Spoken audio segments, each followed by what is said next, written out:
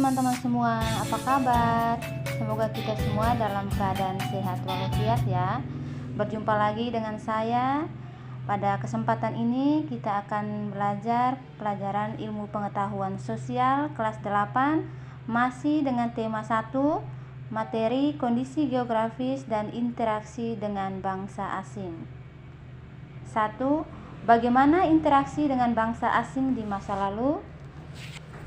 Kondisi geografis memengaruhi kehidupan masyarakat Indonesia sejak masa praaksara.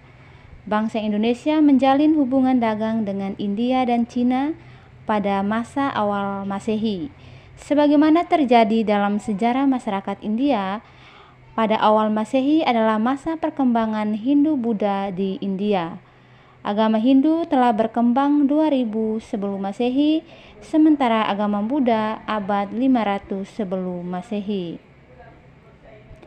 Pada awal abad Masehi, nenek moyang bangsa Indonesia telah tersebar di berbagai kepulauan Nusantara.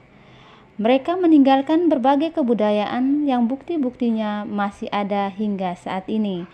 Bahkan masih banyak kebudayaan tersebut yang berlanjut hingga sekarang.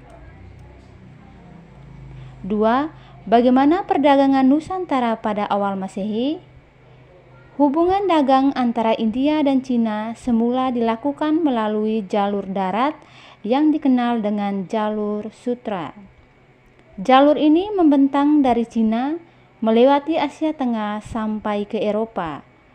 Komoditi utama yang diperdagangkan adalah kain sutra dari Cina.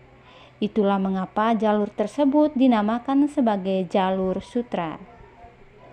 Selain kain sutra, wewangian dan rempah-rempah juga menjadi komoditas yang sangat laris di Eropa. Sejak awal abad Masehi, jalur itu dialihkan melalui laut karena situasi jalan darat di Asia Tengah sudah tidak aman. Jalan laut yang terdekat dari India ke Cina yaitu melalui Selat Malaka.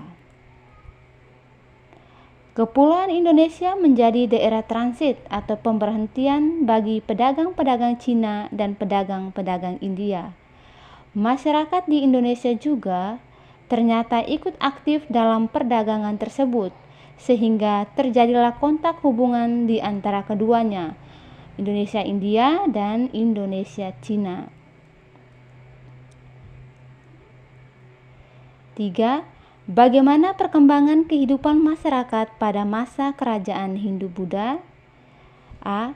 Bagaimana masuknya Hindu-Buddha ke Indonesia? Prinsip kebutuhan dan ketersediaan barang membuat hubungan perdagangan dengan bangsa lain dapat berkembang dengan baik. Bangsa Indonesia mempunyai keuntungan dengan letak kepulauan Indonesia yang strategis. Teori masuknya kebudayaan Hindu-Buddha di Indonesia. Yang pertama, teori Waisa. Teori Waisa mengatakan bahwa proses masuknya kebudayaan Hindu-Buddha dibawa oleh pedagang India. Teori Ksatria. Golongan ksatria dari India lah yang membawa pengaruh kebudayaan Hindu-Buddha ke Indonesia dan selanjutnya membangun koloni-koloni yang berkembang menjadi sebuah kerajaan. Teori Brahmana. Kebudayaan Hindu-Buddha India yang menyebar ke Indonesia dibawa oleh golongan Brahmana. Teori arus balik menyebutkan pemuda Indonesia yang belajar agama Hindu-Buddha ke India setelah memperoleh ilmu yang banyak, mereka kembali ke Indonesia untuk menyebarkannya. B. Bagaimana pengaruh agama dan kebudayaan Hindu-Buddha di Indonesia? Agama dan kebudayaan Hindu-Buddha yang menjadi awal peradaban masa sejarah di Indonesia yang berlangsung berabad-abad sampai pengaruh Islam datang.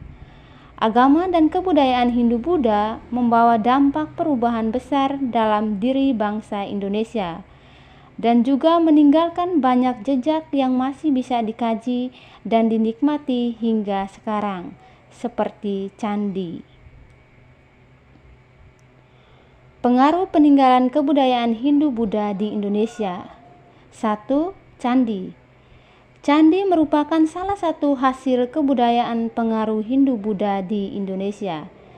Candi berasal dari salah satu nama untuk Dewi Durga, yaitu Candika.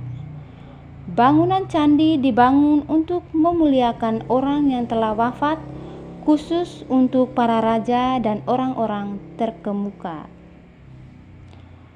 Contoh dari candi-candi adalah Kompleks Candi Dieng, Kelompok Candi Gedong Songo, Candi Kalasan, Candi Sari, Candi Borobudur, Candi Mendut, Candi Kidal, Candi Jago, Candi Singosari, Candi Jawi, dan Candi Jabung.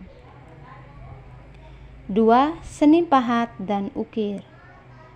Pahat patung hubungannya dengan patung dewa.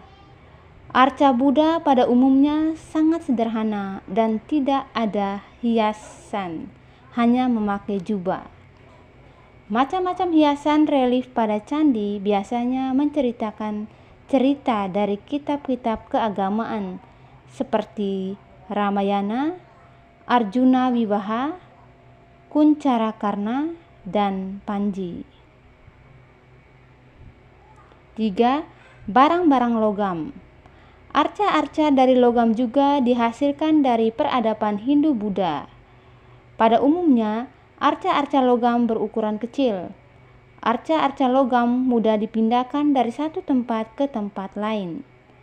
Barang-barang dari emas juga didapatkan dalam bentuk cincin, gelang, rantai, kalung jamang, dan lain-lain. 4. Kesusastraan.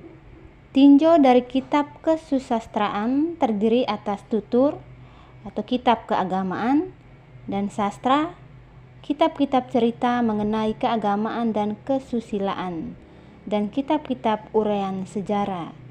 Contoh kitab-kitab adalah Ramayana, Mahabharata, Arjuna Wiwaha, Smaradana, Bharatayuddha, Hariwangsa, Gatot Kacasraya, Lubdaka, Nagara Kartagama, Sutosoma, Arjuna Wiwaha, Kuncarakarna, Calon Arang, Pararaton, Sundayana, dan lainnya.